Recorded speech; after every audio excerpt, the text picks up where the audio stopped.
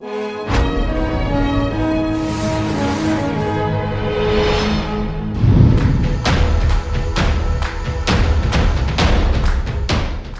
में corona virus के मरीजों का आंकड़ा लगातार बढ़ता ही जा रहा है। देश में कोरोना संक्रमितों का आंकड़ा 60 लाख के करीब हो गया है, जबकि संक्रमण के कारण अब तक 94,000 से ज्यादा लोगों की मौत हो चुकी है। स्वास्थ्य मंत्रालय द्वारा जारी आंकड़े के मुताबिक देश में अब हर दिन 90,000 से ज्यादा कोरोना पॉजिटिव मरीज ठीक हो रहे हैं, जो कि एक्टिव मरीजों की तुलना में 5 गुना ज्यादा है। भारत में अब तक 50 लाख संक्रमित ठीक हो चुके हैं। इनमें से 10 लाख संक्रमित पिछले 11 दिनों में ठीक हुए हैं।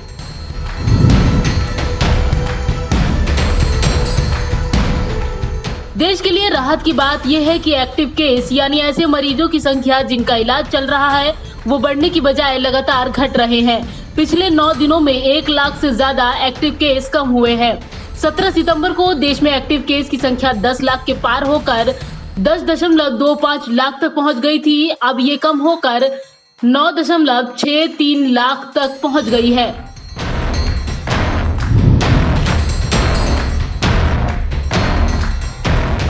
केंद्रीय स्वास्थ्य मंत्री डॉक्टर हर्षवर्धन ने रविवार को कहा कि भारतीय जनसंख्या अभी भी कोविड-19 के खिलाफ हर्ड इम्यूनिटी हासिल करने से दूर है। आईसीएमआर के दूसरे सीरो सर्वे में ये बात साबित हुई है। इसीलिए हम सभी को नियमों का पालन करके खुद को बचाना होगा। उन्होंने एक इंसान के 2 बार संक्रमित होने की बात पर कहा है कि आईसीएमआर ऐसे मामलों की जांच कर रहा है।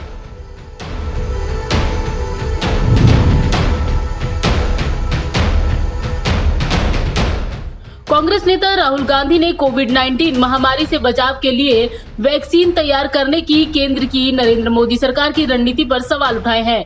उन्होंने सीरम इंस्टीट्यूट के सीईओ अदार पूनावाला के उस सवाल को जायज ठहराया है जिसमें उन्होंने केंद्र सरकार से पूछा था कि क्या सभी को वैक्सीन देने के लिए 80,000 करोड़ रुपए हैं।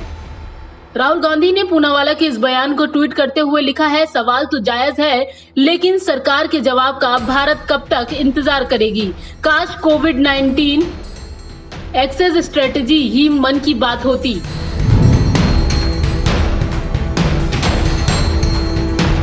दुनिया में संक्रमितों का आंकड़ा 3 करोड़ 33 लाख से ज्यादा हो गया है, तो वहीं ठीक होने वाले मरीजों की संख्या 2 करोड़ 46 लाख से ज्यादा हो चुकी है।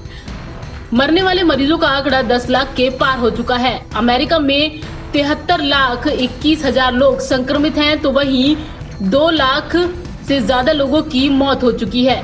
ब्रिटेन सरकार तमाम विरोध के बावजूद उत्तरी हिस्से और लंदन में फिर से लॉकडाउन लगाने पर विचार कर रही है। प्रधानमंत्री बोरिस जॉनसन पहले कह चुके हैं कि देश में संक्रमण की दूसरी लहर चल रही है।